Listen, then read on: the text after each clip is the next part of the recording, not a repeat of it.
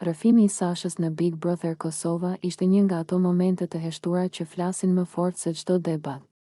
Pa zë të lartë, pa dram të shtirur, ajo hapi një kapitull të jetës së saj që shpjegon shumë nga forca, qetësia dhe ndjeshmëria që ajo tregon çdo ditë në shtëpi. Sasha tregoi se është rritur nga hallat e saj, gra që nuk e lan kurrë të ndiejë e vetmuar apo e huaj. Ajo u rrit në një shtëpi ku dashuria nuk u mat me lidhje gjaku të drejtë për drejtë, por me përkushtim dhe sakrificë.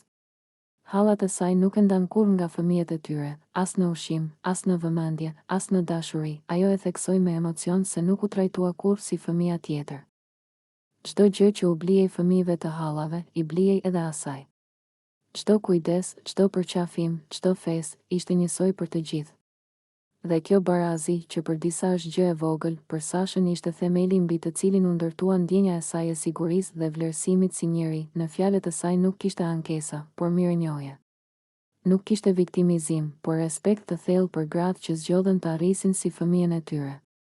Lotët që ju mbushën syt nuk ishin nga dhimbja, por nga falënderimi për një dashuri që nuk ishte e detyruar, por e zgjedhur. Ky rrëfim tregoi se familja nuk është gjithmonë aty ku lind, por aty ku rritesh me dinitet.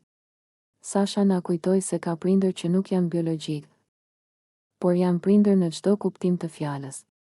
Dhe se ndonjëherë njerëzit që na japin më shumë dashuri janë ata që nuk kanë asnjë detyrim ligjor ndaj nesh. Brenda shtëpisë së Big Brother Kosova, ku shpesh shohim konflikte, xhelozi dhe gara për vëmendje, rrëfimi i Sashës solli një qetësi të rrallë.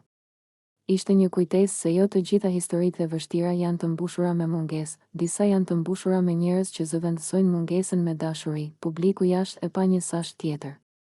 Jo vetëm banoren, por vajzën që u rrit duke ndjerë se i përkiste dikujt, pavarësisht rrethanave. Dhe ndoshta kjo është arsyeja pse ajo ka atë ndjeshmëri të veçantë.